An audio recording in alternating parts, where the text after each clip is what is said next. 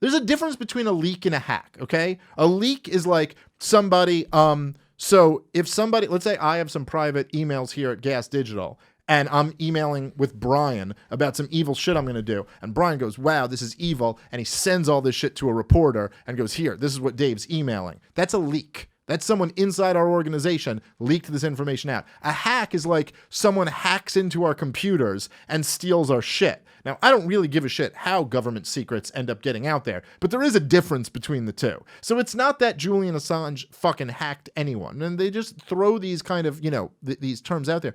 But what's an amazing thing there is when Meghan McCain catches herself, first off, she's just making the dumbest, most childish arguments ever. I mean, it's like how anyone could take this person seriously. Who, I mean, you sit and ask yourself, you're like, so, I mean, how transparent is it? You are here because your dad was a senator. I mean, if your dad wasn't a senator, would you be here? Would you be at this table right now? Would anyone be having a conversation with you? And the favor somebody must owe that she's still there, even though daddy's dead. Oh, holy shit. And doesn't control the military. She must, I mean, Jesus Christ. But so she's sitting there and goes, well, I think if, the spies risk their life and they're the heroes and I don't care who the military kills. I mean, whatever, they're the good guys. And if something's classified, it's classified for a reason. I mean, I do have faith. I mean, I don't have that much faith in our government. But she actually stops herself and go, oh, you don't have that much faith in our government. You only believe that any secrets they keep are kept secret for the right reason. Anyone they kill must have been killed for a noble reason. But I don't have that much faith. Not as much as like the liberals do. Like, wow. Could you imagine? It sounds like you have a lot of faith. Sounds like a lot of faith. If you ever look at any, people make fun of religious people for the faith they have, but at least they have that type of faith in the divine. It's not like they just have that faith in people. It's like supposedly like a God that they have faith in. If you ever just look at a group of people and go, oh, what did they do? Kill hundreds of thousands of people? Well, I'm sure they had a reason to do that. Oh, what did they do? Keep a whole bunch of secrets? Well, I'm sure that's because they have to keep those secrets. Like that would seem like a lot of faith by my standard.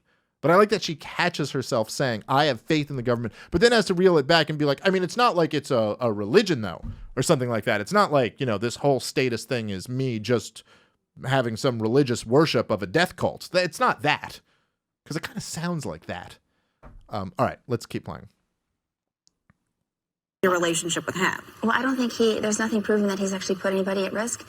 They've gone through this over and over again, and I think that people like Edward Snowden, Chelsea Manning are heroes, and Julian Assange is a publisher. Putin also thinks that. But also, do you see? This is the level. This is the level of debate. She goes, I think these people are heroes. I mean, they've exposed war crimes. Here you have. This is 2019. It takes Pam Anderson to make the point where she goes like, but, if you expose war crimes and those war crimes go unpunished, but the guy who exposes the war crimes gets punished, isn't that like kind of not good? And everyone else has to sit around and go, well, no, but you know who else thinks that? Putin. That's the counter. Well, I think Chelsea Manning and Julian Assange are heroes because they exposed war crimes. Well, you know who else thinks that?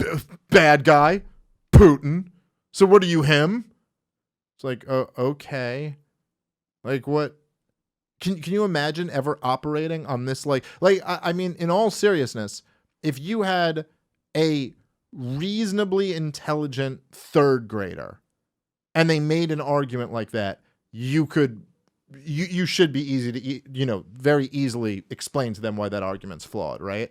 So like if you were to go, if you were to say like, oh man, I really don't like the Nazis. And someone went, you know who else didn't like the Nazis? Stalin. So are you Stalin? Who, by the way, I don't know if you're keeping track, slightly worse than Putin. But if you go, so are you Stalin? Be like, well, no, I mean, just because we have one thing in common, that we both don't like the Nazis. Well, no, the Nazis were very bad people. So no, that doesn't make me Stalin. I mean, Stalin's bad for murdering, dozens of millions of people. That's why he's bad. But he was right about not liking the Nazis. You see, like literally to a like one of the slower third graders, you should be able to explain that line of thinking, and like they should get that at a third grade level. You should understand that. It'd be like, You're a vegetarian? Well, you know who else was a vegetarian? Hitler. So are you Hitler? It's like, well, no, because that had nothing to do with the problem with Hitler. So that Meghan McCain is just throwing these lazy, fat, dumb arguments out. And I mean, I don't understand how you could throw that argument out on national television, go home and look at yourself in the mirror, in your thinning mirror that you keep in your bedroom, and not go, man, I just feel like a fucking asshole for actually saying that on national television. I know it's The View and it's nothing but a bunch of clucking hens performing for other hens, but doesn't someone look at that and go, yeah, that's actually a pretty stupid argument? Like, forget what side of this you're on. That is an incredibly stupid argument, but that's what Putin thinks too. Like, oh, okay, great. All right, let's play. I don't know if there might be a little bit more that's interesting of this. He put people in danger by refusing to redact sensitive information, including Social Security numbers and other private material. I think New York Times and everybody else put out the same information. I think they actually put it out even before him. I think he redacted more than they did. So I know it's a big thing. I think true information is true information, and I think that he's obviously he's gone where no man has gone before. So I guess we're putting him. He's the man in the whale's mouth. He's trying to set up it so other people can make sense of it, because it's a new thing. It's a new thing. We're used to business as usual. What I'd love to know is what was he trying to do? What was his point? Because he actually did hurt quite a few people. Mm-hmm. He actually did. And I want to know, what did he think he was doing? What was the pause outcome? It right there.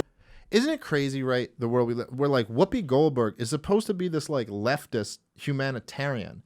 And it's like, well, he actually did put a lot of people at risk. He did, which is not at all proven. This is very contested, but okay. Let's say he did. So what was he trying to do, though? Well, like when he exposed these war crimes, what was he trying to do? Like, expose war crimes?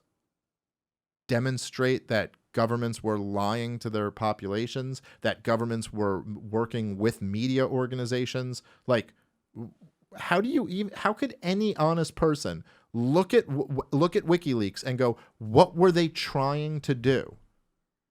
What were they? And even Barbara Walters, who, I mean, we skipped over talking about this, but I love just like how people are like, because like we all have our worldview, but it's amazing when people are completely like there's this inability to critically look at your own worldview. Like be like, okay, well, I guess this is what the other side is saying, or I guess this would be the argument. So he goes, well, why would he release this information about Hillary Clinton? I mean, why does he love Donald Trump? How come he didn't release dirt on Donald Trump? He must have something on him. Like, what? I don't know, because Hillary Clinton was the Secretary of State and Donald Trump was the Apprentice host. So I don't know necessarily that there was as much damage. Like, what do you think? Donald Trump cheated to get Rodman passed to the next round? Like, Donald Trump cheated to get Gary Busey out and Rodman through? Or something like that? Like, yeah, he had more dirt on Hillary Clinton. Anyway. But this question from Whoopi Goldberg, of all people. All right, let's play. His mind supposed to be? Well, obviously, there's other people probably could speak better for him than me, but he just believes in justice, believes in honesty, believes in exposing governments for what they're really doing, and people have the right to know what is happening, and there's so many awful war crimes that need to be exposed that, he really, his whole intention is to stop these senseless wars. War is a business. It doesn't help us. It doesn't help anybody. And I think he really... A lot of people, being in France, being in Canada, aren't too happy with America and how they meddle into everybody's business and start all these senseless wars. But he's meddling in everybody's business, too. Well, he's all right, exposing... Just pause it right there. I don't know what to say. 2019, you win. I throw in the towel, you fucking win. Pam Anderson is making more sense than anybody at CNN or NBC News. Pam Anderson. She just nailed a point that's better than like what 99% of the corporate press says. She goes, oh, war is a business and it doesn't really help any of us that we fight all these wars. And there's these horrific war crimes that have been exposed and still nobody's been held accountable for them. That's better than 99% of them. She just became one of the best journalists in the game. There's 2019 for you. Pam Anderson leading the way. I mean, I don't know. If we're not living in a simulation, God has a fucked up sense of humor. But he's funny. He's a funny dude.